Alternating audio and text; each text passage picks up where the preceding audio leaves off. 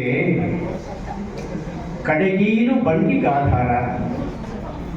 ಈ ಕಡುದರ್ಪ ಏರಿದ ಒಡಲೆಂಬ ಬಂಡಿಗೆ ರೂಢ ಶರಣರ ನುಡಿಗಡಣವೇ ಕಡೆಗೀನು ಕಾಣ ರಾಮನಾಥ ಅನ್ನುವ ಜೇಡರ ದಾಸಿಮಯ್ಯನವರ ಮಾತನ್ನು ಸ್ಮರಿಸಿಕೊಳ್ತಾ, ಈ ವಚನದಲ್ಲಿ ಎಷ್ಟು ಅದ್ಭುತವಾದಂತಹ ಸಾಮಾನ್ಯ ಜನರಿಗೂ ಅರ್ಥ ಆಗುವಂತ ಒಂದು ರೂಪಕವನ್ನ ಈ ಶರಣರು ಬಳಸ್ತಾರೆ. ಗ್ರಾಮೀಣ ಪ್ರದೇಶದ ಎತ್ತಿನ ಬಂಡಿ ಇರುತ್ತೆ, ಆ ಬಂಡಿಗೆ 2 ಚಕ್ರಗಳಿರುತ್ತೆ. ಅಷ್ಟು ಬೃಹದಾಕಾರದ ಚಕ್ರಗಳಿಗೆ ಕಡೆಗೀನು ಅಂತ ಹೇಳ್ತೀವಿ. ಅದನ್ನು ಹಾಕಿ ಆ ಚಕ್ರವನ್ನು ನಿಯಂತ್ರಣ ಮಾಡಿದಾಗ ಆ ಚಕ್ರ ಸರಾಗವಾಗಿ ಹೋಗುತ್ತೆ. ಒಂದು ವೇಳೆ ಅದಿಲ್ಲದೆ ಇದ್ರೆ ಕಳಚಿ ಬೀಳುತ್ತೆ, ಎತ್ತಿನ ಬಂಡಿ ಎತ್ತ ಕಡೆಯೂ ಹೋಗಿ ತನ್ನ ಅಂತಿಮವನ್ನು ಕಂಡುಕೊಳ್ಳುತ್ತೆ. ಸುಳ್ಳುಡಿಯನ್ನು ಹೊರಗಳಿಗೆ ಇಟ್ಟೊಡೆ ನಿಮ್ಮನ್ನೇ ಇತ್ತ ಕಾಣ ರಾಮನಾಥ ಅಂತ ಅದೇ ಜೇಡರ ದಾಸಿಮಯ್ಯ ಹೇಳ್ತಾನೆ. ಹಾಗಾಗಿ ಅಂತಹ ಸುಳ್ಳುಡಿಯನ್ನ, ಅಂತಹ ರೂಢ ಶರಣರ ನುಡಿಗಡಣವನ್ನ, ಅಂತಹ ಅನನ್ಯವಾದಂತಹ ಶರಣರ ಸಾಹಿತ್ಯ, ವಚನ ಸಾಹಿತ್ಯವನ್ನ ಜಗತ್ತಿನಾದ್ಯಂತ ಪ್ರಸಾರ ಮಾಡಬೇಕೆಂಬ ಮಹತ್ವಾಕಾಂಕ್ಷೆಯಿಂದ ದಾರ್ಶನಿಕ ಜಗದ್ಗುರುಗಳಾದ ಪರಮ ಪೂಜ್ಯರಾದ ಸುತ್ತೂರು ವೀರಸಿಂಹಾಸನ ಸಂಸ್ಥಾನ ಮಠದ ಜಗದ್ಗುರು ಶಿವರಾತ್ರಿ ರಾಜೇಂದ್ರ ಮಹಾಸ್ವಾಮಿಗಳು 1986ರಲ್ಲಿ ಅಖಿಲ ಭಾರತ ಶರಣ ಸಾಹಿತ್ಯ ಪರಿಷತ್ತನ್ನು ಸ್ಥಾಪನೆ ಮಾಡ್ತಾರೆ. ಒಂದು ಮಠ ಸಂಪೂರ್ಣವಾಗಿ ವಚನ ಸಾಹಿತ್ಯ ಪ್ರಸಾರಕ್ಕಾಗಿಯೇ ಒಂದು ವಿಶಿಷ್ಟವಾದ ನಿರ್ದಿಷ್ಟವಾದಂಥ ಸಂಸ್ಥೆಯನ್ನು ಪ್ರಾರಂಭಿಸಿರುವಂತಹದ್ದು ಒಂದು ಇತಿಹಾಸ. ಅದಕ್ಕಾಗಿ ಪೂಜ್ಯರನ್ನ ನಾವು ದಾರ್ಶನಿಕ ಜಗದ್ಗುರುಗಳು ಅಂತ ಕರೀತೇವೆ. ಅದಕ್ಕೆ ಒಂದು ವಿಶಿಷ್ಟವಾದಂತಹ ಸಾಹಿತ್ಯ ಸಂಸ್ಕೃತಿಯ ಸ್ಪರ್ಶವನ್ನು ಕೊಟ್ಟಿದ್ದಾರೆ. ಅಂತಹ ಪೂಜ್ಯರನ್ನ ಈ ಸಂದರ್ಭದಲ್ಲಿ ಸ್ಮರಿಸಿಕೊಳ್ತಾ, ನಮ್ಮ ದಿಬ್ಬೂರು ಸಿದ್ದಲಿಂಗಪ್ಪನವರು ಬಹಳ ಒಳ್ಳೆಯ ಲಾಯರ್ ಅವರು ಮತ್ತು ಒಳ್ಳೆಯವರು ಅನ್ನೋ ಪದಕ್ಕೆ ಎಷ್ಟು ಸಮಾನ ಪದಗಳು ಅರ್ಥ ಆಗಲ್ಲ. Is a lawyer a good man ಅಂತ ಒಂದು ಪ್ರಶ್ನೆ ಹಾಕೊಂಡ್ರೆ all lawyers may not be good persons, but Siddalinga ಅಪ್ಪನವರು ಇದ್ರು he was a very good lawyer. ಬಹಳ ಸರಳವಾದ ವ್ಯಕ್ತಿ, ಸಜ್ಜನಿಕೆಯ ವ್ಯಕ್ತಿ, ಸದಾ ಹಸನ್ಮುಖಿ. ಗೋರು ಚನ್ನಬಸಪ್ಪನವರ ಗರಡಿಯಲ್ಲಿ ಪಳಗಿದವರು. ಅವ್ರ ಜೊತೆಯಲ್ಲಿ ಪಳಗಿದಾಗ ಅನೇಕ ಸಲ ಸಿದ್ದಲಿಂಗಪ್ಪನವರನ್ನ ಆ ಮೂರ್ತಿಯನ್ನು ಕೆತ್ತಿದಂಥವರಲ್ಲಿ ನಮ್ಮ ಸನ್ಮಾನ್ಯ ಗೋರು ಚನ್ನಬಸಪ್ಪನವರು ಒಬ್ಬರು. ನಾನು ವಿದ್ಯಾರ್ಥಿಯಾಗಿದ್ದಾಗಲೇ ಜಯದೇವ ವಿದ್ಯೆ, ನಮ್ಮ ಹಂಪಯ್ಯ ಇದ್ದಾರೆ, ನಮ್ಮ ಕೋಶಾಧ್ಯಕ್ಷರು, ಆತ್ಮೀಯ ಮಿತ್ರರು, ಅವರು ಸಹ ಜಯದೇವ ವಿದ್ಯಾರ್ಥಿನಿ ನಿರ್ದೇಶಕರಾಗಿದ್ದರು. ನಾನು ಜಯದೇವ ವಿದ್ಯಾರ್ಥಿನಿಯಲ್ಲಿ ಓದುವಾಗ ನನಗೆ ಪ್ರವೇಶ ಕೊಟ್ಟಿರಲಿಲ್ಲ. ಅಷ್ಟೊಂದು ಅಂಕಗಳನ್ನು ತೆಗೆದುಕೊಂಡಿದ್ದೆ. ಕಾರಣ ಏನು ಅಂದ್ರೆ, ಈ ನಗರದ ಸಮಾಜದವರು ಲಿಂಗಾಯತರಲ್ಲ, ಇವ್ರಿಗೆ ಯಾಕೆ ಕೊಡ್ಬೇಕು, ಎಷ್ಟು ಸಂಕುಚಿತ ಭಾವನೆ. ನಾನು ಅವ್ರಿಗೆ ಕಣ್ಣಿಗೆ ಕಾಣಲಿ ಅಂತಾನೆ ಇಂಟರ್ವ್ಯೂ ಹೋದಾಗ ಲಿಂಗವನ್ನು ಭರ್ಜರಿಯಾಗಿ ಇಟ್ಕೊಂಡು ಲಿಂಗ ಕಾಣುವಾಗೆ ಟ್ರಾನ್ಸ್ಪರೆಂಟ್ ಶರ್ಟ್ ಹಾಕೊಂಡು ಹೋಗಿದೆ. ಶರಣ ಸಾಹಿತ್ಯವೇ ಟ್ರಾನ್ಸ್ಪರೆಂಟು, ಲಿಂಗವೇ ಟ್ರಾನ್ಸ್ಪರೆಂಟ್. ಹೋಗಿ ನೋಡಿದಾಗ ಇಲ್ಲರಿ ಕೊಡ್ಲಿಕ್ಕೆ ಆಗಲ್ಲ ಅಂದರು. ಆಗ ನಮ್ಮ ಚಂದ್ರಶೇಖರ್ ಅಂತ ಅವರು ಹಿರಿಯರು ಮಹಾನುಭಾವರು, ನಮ್ಮ ಜಯಕುಮಾರ್ ತಂದೆಯವರು, ಅವ್ರ ಬಳಿ ದಿಬ್ಬೂರು ಸಿದ್ದಲಿಂಗಪ್ಪನ ಬಳಿ ಹೋಗಿ, ಸರ್ ಗುರುಲಿಂಗ ಜಂಗಮ ಪ್ರೇಮಿಗಳು ನಾವು, ನಮ್ಮ ಪೂಜ್ಯ ಬೇಲಿಮಠ ಸ್ವಾಮಿಗಳಂತೂ ನಗರದ ಸಮಾಜ ಬಗ್ಗೆ ಬಹಳ ಚೆನ್ನಾದ ವ್ಯಾಖ್ಯಾನ ಕೊಡ್ತಾರೆ. ನಮಗೊಂಥರ ಅವರು ಕುಟುಂಬದ ಮಾರ್ಗದರ್ಶಕ ಗುರುಗಳು. ಹಾಗಾಗಿ ಆ ಸಂದರ್ಭದಲ್ಲಿ ನನಗೆ ಜಯದೇವ ವಿದ್ಯಾರ್ಥಿನಿಗೆ ಪ್ರವೇಶ ಕೊಡಿಸುವ ದಿಸೆಯಲ್ಲಿ ನನಗೆ ಸಹಾಯ ಮಾಡಿದಂಥ ಒಬ್ಬ ಮಹಾನ್ ವ್ಯಕ್ತಿ ಸನ್ಮಾನ್ಯ ದಿಬ್ಬೂರು ಸಿದ್ದಲಿಂಗಪ್ಪನವರು. ಅಷ್ಟೇ ಅಲ್ಲ, ಬೆಂಗಳೂರಿನಲ್ಲಿ ನಡೆದಂತಹ ಜಿಲ್ಲಾ ಶರಣ ಸಾಹಿತ್ಯ ಸಮ್ಮೇಳನಕ್ಕೆ ನನ್ನ ಸಮ್ಮೇಳನಾಧ್ಯಕ್ಷರನ್ನಾಗಿ ಮಾಡಿದಾಗ ಬಹಳಷ್ಟು ಸಮಾರಂಭ ಯಶಸ್ವಿಯಾಗಲಿಕ್ಕೆ ಶ್ರಮಿಸಿದವರು ನನಗೊಬ್ಬ ಹಿರಿಯ ಅಣ್ಣನಂತೆ ಇದ್ರು. ಅವರನ್ನ ಈ ಸಂದರ್ಭದಲ್ಲಿ ಸ್ಮರಿಸಿಕೊಂಡಿದ್ದೇವೆ. ಈ ಸಮಾರಂಭದ ಸಾನ್ನಿಧ್ಯ ವಹಿಸಿರುವವರು ಪರಮ ಪೂಜ್ಯರಾದ ಬೇಲಿಮಠದ ಶ್ರೀಗಳು. ಅವರು ಜ್ಞಾನದ ಪ್ರಕಾಶ, ಜ್ಞಾನದ ಸಂಕೇತ. ಯಾವುದೇ ವಚನದ ಬಗ್ಗೆ ವ್ಯಾಖ್ಯಾನ ಬೇಕಾಗಿದ್ರೆ ಆ ವ್ಯಾಖ್ಯಾನ ನಿಮ್ಮ ವ್ಯಾಖ್ಯಾನಕ್ಕಿಂತ ಭಿನ್ನ ಆಗಿರಬೇಕಾದ್ರೆ, ವಿಶಿಷ್ಟವಾಗಿರಬೇಕಾದ್ರೆ ಅದು ಬೇಲಿಮಠದ ಶ್ರೀಗಳವರ ಆ ದೃಷ್ಟಿಯ ಆ ಜ್ಞಾನದ ಪ್ರಕಾಶದಿಂದ ಅಂತ ನಾನು ಹೇಳಿಕೆ ಇಚ್ಛೆ ಪಡ್ತೇನೆ. ಯಾವುದೇ ಒಂದು ವಚನವನ್ನು ಈಗ ನೋಡಿ ಒಂದು ಮಾತು ಹೇಳ್ತಾ ಇದ್ರು, ಅದು ನಮಗೂ ಹೊಡೆದಿರುತ್ತೆ. ಸಾವಿರದ ಒಂದು ಚೈತನ್ಯ ಸಂಜೆ, ಸಾವಿರದ ಒಂದು ಚೈತನ್ಯ ಸಂಜೆ ಅಂತ ಅವ್ರು ಹೇಳಿದ್ರು. ಈ ಚೈತನ್ಯಕ್ಕೆ ಸಾವೇ ಇರೋದಿಲ್ಲ, ಅದು ಬೇರೆ ಪ್ರಶ್ನೆ. ಚೈತನ್ಯ ಇದ್ದವರು ಸಾಯೋದಿಲ್ಲ, ಸತ್ತ ಮೇಲೆ ಚೈತನ್ಯ ಸಹಜವಾಗಿ ಇರಲಿಕ್ಕೆ ಸಾಧ್ಯ ಇಲ್ಲ. ಪರಮ ಪೂಜ್ಯ ಬೇಲಿಮಠದ ಶ್ರೀಗಳವರಿಗೆ ಅವರು ಸಹ ನನ್ನ ಚಿಕ್ಕ ವಯಸ್ಸಿನಿಂದ ನನ್ನನ್ನು ನೋಡಿದ್ರು. ನಾನು MCOM ಆಗಿದ ತಕ್ಷಣ ಡೈರಿ ಡೆವಲಪ್ಮೆಂಟ್ ಕಾರ್ಪೊರೇಷನ್ಗೆ ಸೇರಿದ್ದೆ. ಯಾಕೆಂದರೆ ಊಟ 1:30, ಅದಕ್ಕೆ 5 ನಿಮಿಷ ಮಾತಾಡ್ತಿದ್ದೆ. ಆಗ ಡೈರಿ ಡೆವಲಪ್ಮೆಂಟ್ ಕಾರ್ಪೊರೇಷನಲ್ಲಿ ಕೋಆಪರೇಟಿವ್ ಎಕ್ಸ್ಟೆನ್ಷನ್ ಆಫೀಸರ್ ಅಂತ ಪೋಸ್ಟ್ ಅದು. MCOM ಇನ್ನೂ ಎಕ್ಸಾಮ್ ರಿಸಲ್ಟ್ ಬಂದಿರಲಿಲ್ಲ, ಹಾಕಿದಾಗ ಮುದ್ದಪ್ಪನವರು ಅದರ ಅಧ್ಯಕ್ಷರಾಗಿದ್ದರು. ಲಿಖಿತ ಪರೀಕ್ಷೆ ಇರಲಿಲ್ಲ, ಮೌಖಿಕ ಪರೀಕ್ಷೆ. ಸರಿ, ಹೋದಾಗ ಮುದ್ದಪ್ಪನವ್ರು ಪ್ರಶ್ನೆ ಮಾಡಿದ್ರು, ನೋಡಪ್ಪ ಇದು ಕೆಲಸ ಏನು ಅಂದರೆ ನಿಮ್ಗೆ ಗೊತ್ತಿರಬೇಕು, ಕುರಿಯನ್ ಅಂತ ಕೇಳಿದೆ, ವರ್ಗೀಸ್ ಕುರಿಯನ್ ಅಂತ ಆಪರೇಷನ್ ಫ್ಲಡ್ ಪ್ರೋಗ್ರಾಮ್ ಅಂತ ಅಮೂಲನ್ನು ಸ್ಥಾಪನೆ ಮಾಡಿದ ಮಹಾನುಭಾವ ಕ್ಷೀರ ಕ್ರಾಂತಿ ಹರಿಕಾರ್ ಅವರು ಈ ಕರ್ನಾಟಕಕ್ಕೆ ಈ ಕ್ಷೀರ ಕ್ರಾಂತಿ ಆಗಬೇಕು ಅನ್ನೋ ಹಂಬಲದಿಂದ ಕರ್ನಾಟಕ ಡೈರಿ ಡೆವಲಪ್ಮೆಂಟ್ ಕಾರ್ಪೊರೇಷನ್ ಅಂತ ಸ್ಥಾಪನೆ ಮಾಡಿದ್ರು. ಸನ್ಮಾನ್ಯ ಮುದ್ದಪ್ಪನವರು, BS ಮುದ್ದಪ್ಪನವರು, SP ಮುದ್ದಪ್ಪನವರಲ್ಲ, ಅವರು ಅಧ್ಯಕ್ಷರಾಗಿದ್ದರು. ಸರಿ, ಇಂಟರ್ವ್ಯೂಗೆ ಹೋದಾಗ ನೋಡಪ್ಪ ನಿನ್ನ ಕೆಲಸ ಇಷ್ಟೇ, ಈ ಎಕ್ಸ್ಟೆನ್ಷನ್ ಆಫೀಸರ್ ಕೆಲಸ, ಹಳ್ಳಿಗೆ ಹೋಗಬೇಕು, ಹಳ್ಳಿಯ ಜನರು ಇರ್ತಾರೆ, ಅವ್ರನ್ನೆಲ್ಲ ನೀನು ಉದ್ದೇಶಿಸಿ ಈ ಸಹಕಾರ ಸಂಘದಿಂದ ಏನು ಪ್ರಯೋಜನ ಅಂತ ಭಾಷಣ ಮಾಡಬೇಕು ಅಂದರು. ರೋಗಿ ಬಯಸಿದ್ದು ಹಾಗನ್ನ ವೈದ್ಯ ಹೇಳಿದ್ದು ಅದರ ಭಾಷಣ ಮೊದಲೇ ನನಗೆ ಇಷ್ಟ, ಒಡದೆ ನೋಡಿ ಭಾಷಣ. ಮುದ್ದಪ್ಪನ ಸಾಕಪ್ಪ ಇನ್ನು ಜಾಸ್ತಿ ಮಾಡಬೇಕು ಕಟ್ಟ, ಇದು ಜಾಸ್ತಿ ಆಯಿತು, ನಿನಗೆ ಈ ಪೋಸ್ಟ್ ಲಾಯಕ್ಕಲ್ಲ, ಇಲ್ಲಿ ಬರಬೇಡ, ನೀನು ಇನ್ನೂ ಒಳ್ಳೆ ಭವಿಷ್ಯದಲ್ಲಿ ಹೋಗು ಅಂದರು. ಎಕ್ಸಾಮ್ ಇನ್ನೂ ರಿಸಲ್ಟ್ಸ್ ಬಂದಿರಲಿಲ್ಲ, ಹಸಿವು, ಬಡತನ, ಆ ಹಿನ್ನೆಲೆಯೆಲ್ಲ ನಾನು ಸೇರಿಬಿಟ್ಟೆ. ಸೇರಿ ಅಮೂಲ್ಗೆ ಹೋದೆ. ಆನಂದ ಮಿಲ್ಕ್ ಯೂನಿಯನ್ ಲಿಮಿಟೆಡ್ ಅಂತ ಕೈರಾ ಡಿಸ್ಟ್ರಿಕ್ಟ್ನಲ್ಲಿದೆ. ಸಣ್ಣಗಿದ್ದವನು ಅಲ್ಲಿ ಅಮೂಲ್ನ ಬೆಣ್ಣೆ ತುಪ್ಪ ಎಲ್ಲ ಚೆನ್ನಾಗಿ ತಿಂದು ವಾಪಸ್ ಬಂದಾಗ, ಏನಪ್ಪ ನೀನೇನ ಸೋಮಶೇಖರ್ ಅಂತ ಗುರುತಿಸಲಾರದಷ್ಟು ದಪ್ಪಗೆ ಬೃಹದಾಕಾರ ಬೆಳೆದೆ. ಏಕೆ ತಿಂದೆ ತುಪ್ಪ, ಅದಕ್ಕಾಗಿ ಅದೇ ದಪ್ಪ. ಹಾಗಾಗಿ ಅಲ್ಲಿ ಬಂದ ನಂತರ ಯೋಚನೆ ಮಾಡಿದೆ, ಏನ್ ಕೆಲಸ, ಹಳ್ಳಿಗಳಿಗೆ ಹೋಗ್ಬೇಕು, ಸಹಕಾರ ಸಂಘವನ್ನು ಸ್ಥಾಪನೆ ಮಾಡೋದು.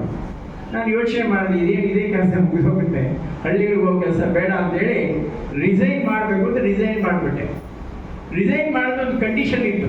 ಏನು ಕಂಡೀಷನ್ ಅಂದರೆ 5 ವರ್ಷ ನೀವು ಕೆಲಸ ಮಾಡಿದ್ರೆ 5,000 ರೂಪಾಯಿ ದಂಡ ಕೊಡಬೇಕು ಅಂತ. 5,000 ಇಲ್ಲ, 5 ರೂಪಾಯಿ ಇಲ್ಲ ನನ್ನ ಹತ್ರ. ಸೀದಾ ಬೇಲಿಮಠ ಶ್ರೀಗಳ ಹತ್ರ ಹೋಗಿ ಪಾದ ಹಿಡ್ಕೊಂಡೆ, ಉದಯ ಹಿಂಗೆ ಆಗ್ಬಿಟ್ಟಿದೆ ಅಂತ. ಅವ್ರಿಗೆ ಮುದ್ದಪ್ಪನವರು ಪೂಜ್ಯರ ಭಕ್ತರು. ಅವ್ರು ಹೋದಾಗ ಅವ್ರು ಹೇಳಿದ್ರು, ಉದಯ ನಾನು ಮೊದಲೇ ಹೇಳಿದ್ದೆ ನಿಮಗೆ ಬರಬೇಡ ಅಂತ, 5,000 ಕೊಡಬೇಕಾಗುತ್ತೆ ಉದಯ ಅಂದರು. ಆಮೇಲೆ ನಾನು ಹೇಗೋ ಏನೋ ಮ್ಯಾನೇಜ್ ಮಾಡಿ ಅದಾಯಿತು. ಆ ಸಂದರ್ಭದಲ್ಲಿ ನನ್ನನ್ನು ಸ್ವತಃ ಮುದ್ದಪ್ಪನವ್ರ ಬಳಿ ಕರೆದುಕೊಂಡು, ಇದು ಮಾತೃ ಪ್ರೇಮ, ಇದು ಗುರು ಪ್ರೀತಿ. ಬಹಳಷ್ಟು ಜನ ಗುರುಗಳಿರ್ತಾರೆ, ತಾಂತ್ರಿಕ ನೆಲೆಯಲ್ಲಿ ಗುರುಗಳು. ಯಾರು ನಮ್ಮ ಭಕ್ತರಿಗೆ ತೊಂದರೆ ಆದಾಗ, ದುಃಖ ಆದಾಗ ಅವ್ರ ಜೊತೆಯಲ್ಲಿ ಕೇವಲ ಸಾಂತ್ವನ ಹೇಳುವಂಥ ಗುರುಗಳು ಬೇಕಿಲ್ಲ, ಅವರನ್ನ ಜೊತೆಯಲ್ಲಿ ಕರೆದುಕೊಂಡು ಹೋಗುವಂಥ ಸ್ವಾಮಿಗಳು ಬೇಕು. ಅಂತ ಪೂಜ್ಯರು ನಮ್ಮ ಬೇಲಿಮಠ ಶ್ರೀಗಳು. ಅದನ್ನು ನಾನು ಸದಾ ಸ್ಮರಿಸಿಕೊಳ್ತಾ ಇದ್ದೇನೆ. ಈ ಸಮಾರಂಭದಲ್ಲಿ ಗೋರು ಚನ್ನಬಸಪ್ಪನವರು ಬಹಳ ಚೆನ್ನಾಗಿ ಉಪನ್ಯಾಸ ಮಾಡಿದ್ರು ಅಂತ ನಮ್ಮ ನಾಗರಾಜ ಮೂರ್ತಿ ಹೇಳ್ತಾರೆ. ನಾಗರಾಜ ಮೂರ್ತಿ ಅವರನ್ನು ಹೊಗಳಿಸ್ಕೊಳ್ಳೋದಂದ್ರೆ ಬಹಳ ಕಷ್ಟ. ಗೋರು ಚನ್ನಬಸಪ್ಪನವರು ಸಹಜವಾಗಿ ಶ್ರೇಷ್ಠ ವಾಗ್ಮಿಗಳು, ಅನುಭವಿಗಳು. ನಾವೆಲ್ಲ ಮಾತನಾಡ್ತೇವೆ, ನಮ್ಮಲ್ಲಿ ಅನುಭವದ ಕೊರತೆ ಇರುತ್ತೆ, ಅನುಭವ ಇರ್ಬೋದು, ಅನುಭವ ಕಡಿಮೆ ಆಗಿರುತ್ತೆ. ಗೋರು ಚನ್ನಬಸಪ್ಪನವರು ತಮ್ಮ ದಿನನಿತ್ಯದ ಬದುಕನ್ನು ನಾನು ಅವರ ಸನ್ಮಾನದಲ್ಲಿ ಹೇಳಿದ್ದೇನೆ. ಸಂತರ ಒಬ್ಬ ಮಹಾನ್ ಸಂತ ಅಂತ ಅವ್ರ ಬಗ್ಗೆ ನಾನು ಒಂದು ಸ್ಮರಣ ಸಂಚಿಕೆಯಲ್ಲಿ ಬರೆಯುವಾಗ ಉಲ್ಲೇಖ ಮಾಡಿದ್ದೇನೆ. ಅಂತಹ ಶರಣ ಸಂತರಾದ ಗೋರು ಚನ್ನಬಸಪ್ಪನವರು ಸುದೀರ್ಘ ಕಾಲ ಶರಣ ಸಾಹಿತ್ಯ ಅಧ್ಯಕ್ಷರಾಗಿ, ಈಗ ಗೌರವ ಸಲಹೆಗಾರರಾಗಿ, ಮುಂದೆ 7-8ರಂದು ನಡೆಯುವ ಅಖಿಲ ಭಾರತ ಶರಣ ಸಾಹಿತ್ಯ ಸಮ್ಮೇಳನದ ಸರ್ವ ಸಮ್ಮೇಳನಾಧ್ಯಕ್ಷರಾಗಿ ಭಾಗ್ಯ ಅಂತ ಅವ್ರಿಗೆ ಅಭಿನಂದಿಸ್ತಾ, ಇನ್ನು ನಮ್ಮೆಲ್ಲರ ಅಕ್ಕ ಸುಶೀಲಮ್ಮನವರು ಅತ್ಯಂತ ಸರಳವಾದ ವ್ಯಕ್ತಿ. ನಾನು ಅವರನ್ನ ನಿಮ್ಮೆಲ್ಲರಿಗಿಂತ ಮುಂಚೆ ಬಲ್ಲೆ ಅಂತ ನಾನು ಸೀನಿಯಾರಿಟಿಯಲ್ಲಿ ಹೇಳ್ಕೊಳ್ಳೋಕೆ ಇಚ್ಛೆ ಪಡ್ತೇನೆ. ನಾನಿಲ್ಲಿ ವಿಶೇಷ ಜಿಲ್ಲಾಧಿಕಾರಿಯಾಗಿದ್ದಾಗಲೇ ಸುಶೀಲಮ್ಮನವ್ರ ಪರಿಚಯ ಆಯಿತು. ಒಮ್ಮೆ ಅವರ ಆಶ್ರಮಕ್ಕೆ ಹೋದಾಗ ಆಶ್ರಮದ ಸ್ಥಿತಿಗತಿಗಳನ್ನು ನೋಡಿ ನನ್ನದೇ ಆದ ರೀತಿಯಲ್ಲಿ ಚಿಕ್ಕ ಪುಟ್ಟ ಒಂದು ಸಹಾಯ ಮಾಡುವಂಥ ಸೇವೆ ಮಾಡತಕ್ಕಂಥ ಅವಕಾಶ ಸಿಕ್ತು. ಅಂದಿನಿಂದ ಇಂದಿನವರೆಗೆ ಅವರು ನನ್ನನ್ನು ಒಬ್ಬ ಸಹೋದರನಾಗಿ ನೋಡ್ತಾ ಇದ್ದಾರೆ. ಅವರಿಗೆ ನಾನು ಅಭಿನಂದನೆಯನ್ನು ಸಲ್ಲಿಸಿ, ಇನ್ನು ನಾಗರಾಜ ಮೂರ್ತಿಯವರ ಬಗ್ಗೆ ನಾನು ಹೇಳಲಿಕ್ಕೆ ಹೆಚ್ಚು ಹೋಗೋದಿಲ್ಲ. ಅವರೊಂದು ದೊಡ್ಡ ಚೈತನ್ಯ ಶಕ್ತಿ, ಚೈತನ್ಯ ಸಂಜೆಯ ಹಿನ್ನೆಲೆಯ ಚೈತನ್ಯವೇ ಅವರು. ಚೈತನ್ಯ ಸಂಜೆಗೆ ಎಷ್ಟು ಜನ ಬಂದಿದ್ದಾರೆ, ಹೇಗೆ ಅವ್ರು ಬರುವಾಗ ಕಚೇರಿ ಬರುವಾಗಲೇ ಒಂದು ಬಿರುಗಾಳಿ ಥರ ಬರ್ತದೆ, ಸುಂಟ್ರ ಗಾಳಿ, ತಂಗಾಳಿ ಎಲ್ಲ, ಸುಂಟರ ಗಾಳಿ, ಬಿರುಗಾಳಿ ಬಂದಂತೆ ಬರ್ತಾರೆ. ನಾನು ಬಂದ ತಕ್ಷಣ ಬನ್ನಿ ಕುಳಿತುಕೊಳ್ಳಿ, ಒಂದು ಸಮಾಧಾನ ಮಾಡ್ಕೊಳ್ಳಿ, ನೀರು ಕುಡಿಸಿ. ಏನ್ ಸಾಕು ಇವತ್ತು ಚೈತನ್ಯ ಸಂಜೆ ಜನನೇ ಬಂದಿಲ್ಲ. ಅಲ್ಲಿಂದ ಪ್ರಾರಂಭ ಆಗುವವರು ಆಕ್ರಂದನ ಅಂತ ಕರೀತಾರೆ. ಅದು ಯಾಕೆ ಬರುತ್ತೆ ಅಂದ್ರೆ, ಯಾರಿಗೆ ಬದ್ಧತೆ ಇರುತ್ತೆ, ನಿಷ್ಠೆ ಪ್ರೀತಿ ಇರುತ್ತೆ ಅವ್ರಿಗೆ ಬರುತ್ತೆ. ಕೆಲವರಿಗೆ ಏನು ಬರೋದಿಲ್ಲ, ಭಾವನೆಗಳು ಬರೋದಿಲ್ಲ. ಕೆಲವರು ನೋಡಿ ಪಕ್ಕದಲ್ಲಿ ಕೂಡಿಸ್ಕೊಳ್ಳಿ, ಭಾಳ ಕೇರ್ಫುಲ್ ಆಗಿ ಪಕ್ಕದಲ್ಲಿ ಕೂಡಿಸ್ಕೊಳ್ಳಿ. ಕೆಲವ್ರನ್ನ ಅವ್ರು ಬಹಳ ಟೆನ್ಷನ್ ಅಲ್ಲಿ ಇರ್ತಾರೆ, ಆ ಟೆನ್ಷನ್ ನಿಮಗೂ ಟ್ರಾನ್ಸ್ಫರ್ ಮಾಡ್ತಾರೆ. ಅದಕ್ಕೆ ನಾನು ಹೇಳ್ತೀನಿ ಟೆನ್ಷನ್ ಟ್ರಾನ್ಸ್ಮಿಷನ್ ಸೆಂಟರ್ಸ್ ಅಂತ. ಹಾಗಾಗಿ ನಾವೆಲ್ಲ ಸ್ಮೈಲ್ ಟ್ರಾನ್ಸ್ಮಿಷನ್ ಸೆಂಟರ್ಸ್ ಆಗಬೇಕು. ನಾಗರಾಜ ಮೂರ್ತಿಯವರ ಕಾರ್ಯ ವೈಖರಿ ಅನನ್ಯವಾದಂಥದ್ದು, ಆ ಪದ್ಧತೆ. ಆಮೇಲೆ ಅವ್ರು ಹೇಳಿದ ಪಾದರಸದಂತೆ ಎಲ್ಲ ಕಡೆ ಓಡಾಟ ಮಾಡ್ತಾರೆ. ನಾನು ಅಧ್ಯಕ್ಷನಾಗಿರೋ ಬಸವೇದಿಕೆ 35 ವರ್ಷಗಳಿಂದ ಬಸವಶ್ರೀ ಪ್ರಶಸ್ತಿ ಪ್ರದಾನ ಸಮಾರಂಭ ಮಾಡ್ತಾ ಇದ್ದೆ. ಆ ಎಲ್ಲ ಸಮಾರಂಭಗಳ ವೇದಿಕೆಯ ನಿರ್ಮಾಪಕ, ನಿರ್ದೇಶಕ, ನಿಯಂತ್ರಕ ಅಂತ ಕರೀತೀನಿ ಸನ್ಮಾನ್ಯ ನಾಗರಾಜ ಮೂರ್ತಿಯವರು ಬಿಟ್ಟು ನಾನು ಯಾವುದೇ ಒಂದು ಚಿಕ್ಕ ಕಾರ್ಯಕ್ರಮವನ್ನು ಮಾಡಿಲ್ಲ. ಆದರೆ ಅವರ ಎಲ್ಲ ನಾಟಕ ಅಕಾಡೆಮಿಯ ಕಾರ್ಯಕ್ಕೂ ಒಂದಕ್ಕೂ ನನ್ನನ್ನು ಕರೆದಿಲ್ಲ.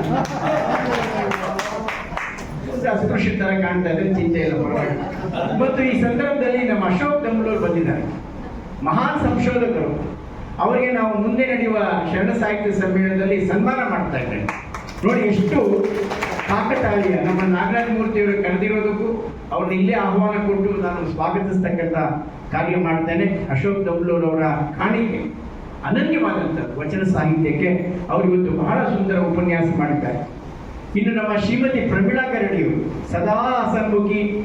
ನಮ್ಮ ನಾಗರಾಜ ಮೂರ್ತಿಯವರು ಏನು ಟೆನ್ಷನ್ ಇದೆ ಅದಕ್ಕೆ ರಿವರ್ಸ್ ಅವರು. ಅವ್ರು ಯಾವಾಗ ನೋಡಿದಾಗ ಒಂದು ಪ್ರೆಸೆಂಟ್ ಲೇಡಿ ನೋಡಿದಾಗ ಅನ್ಸುತ್ತೆ, ಒಂದು ಸಂತೃಪ್ತ ಮನಸ್ಸುಗಳು. ನಾವೆಲ್ಲ ಸಂತೃಪ್ತ ಮನಸ್ಸುಗಳ, ಹೆಣ್ಮಕ್ಳಾಗಲಿ ಗಂಡು ಮಕ್ಕಳಾಗಲಿ ನಾವೆಲ್ಲ ಸಂತೃಪ್ತರಾಗಿ ಕಾಣಬೇಕು. ಕಾರಣ ಎಂದರೆ ಜೀವನ ಶಾಶ್ವತ ಅಲ್ಲ. ಎಷ್ಟು ಕಾಲ ನಾವು ಬದುಕ್ತೇವೆ? ಕವಿ ಹೇಳ್ತಾರೆ ನೋಡಿ, ನಗುವು ಸಹಜದ ಧರ್ಮ, ನಗಿಸುವುದು ಪರಧರ್ಮ, ನಗುತ್ತ ನಗಿಸಿ ಬಾಳುವುದು ಅತಿಶಯದ ಧರ್ಮ. ನಗುವ ನಗಿಸಿ ನಗುತ್ತ ಬಾಳುವ ವರವನಿ ಕೇಳಿಕೊಳ್ಳೋ ಮಂಕುತಿಮ್ಮ ಅಂತೇಳಿ ಸಂತೃಪ್ತ ಮಹಿಳೆ ನಮ್ಮ ಪ್ರಮೀಳಾ ಗಂಡಿಯವರು. ಅಷ್ಟೇ ಅಲ್ಲ, ಮುಂದೆ ನಡೆಯುವ ನಮ್ಮ ಅಖಿಲ ಭಾರತ ಶರಣ ಸಾಹಿತ್ಯ ಸಮ್ಮೇಳನದ ಸಹಸ್ರಾರು ಜನರ ಹೊಟ್ಟೆಯನ್ನು ತುಂಬಿಸುವಂತ ಅನ್ನಪೂರ್ಣೆಯಾಗಿದ್ದಾರೆ. ಅವರಿಗೆ ನಾನು ಅಭಿನಂದನೆ ಸಲ್ಲಿಸ್ತಾ, ಗೀತಾ ಜಯಂತ್ ಅವರು ಸತ್ತು ಗದ್ದಲ್ಲದೆ ಕಾರ್ಯನಿರ್ವಹಿಸುವಂತಹ ಅವರು ಬಹಳ ಹಸನ್ಮುಖಿಗಳು, ಬಹಳ ತಾಳ್ಮೆ, ಸಂಯಮ. ಮತ್ತೆ ನಮ್ಮ ಪ್ರೇಮ ಸುಂದರ್ ಇದ್ದಾರೆ, ಅವರು ನನ್ನ ಸಹೋದರಿ, ಬಹಳ ಕಾಲದ ಸಂಬಂಧ. ಇನ್ನು ನನ್ನ ಗೆಳೆಯ ದಿಪ್ಪೂರ್ ಅವರು ಸಹ, ಗಿರೀಶ್ ಅವರು ಸಹ ಅವ್ರ ತಂದೆಯ ಹಾದಿಯಲ್ಲಿ ನಡೀತಾ ಇದ್ದಾರೆ. ಈ ನಮ್ಮ ಸಮ್ಮೇಳನಕ್ಕೆ 50,000 ಕೊಡ್ತೀನಿ ಅಂದರು. ಈಗ ಯಾಕೋ ಮನಸ್ಸು ಬದಲಾಯಿಸಿ ಅವ್ರ ತಂದೆ ಬಗ್ಗೆ ಹೆಚ್ಚು ಉಗುಳಿರೋದ್ರಿಂದ 2 ಲಕ್ಷ ಕೊಡ್ತೀನಿ ಅಂತ ತೀರ್ಮಾನ ತೆಗೆದುಕೊಳ್ತಾ ಇದ್ದಾರೆ. ಆಮೇಲೆ ನನ್ನ ಆತ್ಮೀಯ ಶೋಭಾ ಮಹೇಶ್ ಇದ್ದಾರೆ. ತಾವೆಲ್ಲ ಬಂದಿದ್ದೀರಿ. ನಮಗೆ ಇಷ್ಟು ಮಾತುಗಳನ್ನು ಈ ಸಂದರ್ಭದಲ್ಲಿ ಹೇಳ್ತಾ, ಚೈತನ್ಯ ಸಂಜೆ 1001 ಇದು ಸಾಮಾನ್ಯ ವಿಷಯವಲ್ಲ. ಕೆಲವರಿಗೆ ಸಂಜೆ ಆದ್ಮೇಲೆ ಬೇರೆ ರೀತಿ ಚೈತನ್ಯ ಬರುತ್ತೆ, ನಮ್ಮ ನಾಗರಾಜ ಮೂರ್ತಿ ಹೇಳ್ತಾರೆ. ಆದರೆ ಆ ಸಂಜೆಯನ್ನು ಚೈತನ್ಯಮಯವಾಗಿ ಮಾಡೋದು ಬೇರೆ, ಸಂಜೆ ಚೈತನ್ಯ ಆಗೋದು ಬೇರೆ, ಚೈತನ್ಯ ಸಂಜೆ ಆಗೋದು ಬೇರೆ. ಈ ಚೈತನ್ಯ ಸಂಜೆಯ ಮೂಲ ಆಶಯ ಶರಣ ಸಾಹಿತ್ಯ ಪ್ರಚಾರ. ಅವರು ಹೇಳಿದಾಗೆ ಒಂದು 70 ರಿಂದ 75 ಜನ ಮಹಾನ್ ಉಪನ್ಯಾಸಕರಾಗಿ ಇಲ್ಲಿ ಒಂದು ರೀತಿಯ ಸೃಷ್ಟಿ ಹಾಕೊಂಡಿದ್ದಾರೆ. ಈ ಚೈತನ್ಯ ಸಂಜೆ ಒಂದು ಕಾರ್ಖಾನೆ ತರ ಆಗಿದೆ. ಭಾಷಣಕಾರರ, ಮಾತುಗಾರರ, ವಚನಕಾರರ, ಸಂಗೀತಕಾರರ ಒಂದು ಉತ್ಪಾದನಾ ಕೇಂದ್ರವಾಗಿ ಈ ಚೈತನ್ಯ ಸಂಜೆ 1001 ಆ ಸಂಖ್ಯೆ ತಲುಪಿರುವಂತಹದ್ದು ನಿಜವಾಗ್ಲೂ ಬಹಳ ಸಂತೋಷ ವಿಷಯ. ಅವ್ರು ಹೇಳಿದಾಗ 5 ಜನ ನಾನು ಕುಳಿತಿರ್ತಾ ಇದ್ದೆ ನಮ್ಮ ಕಚೇರಿನಲ್ಲಿ.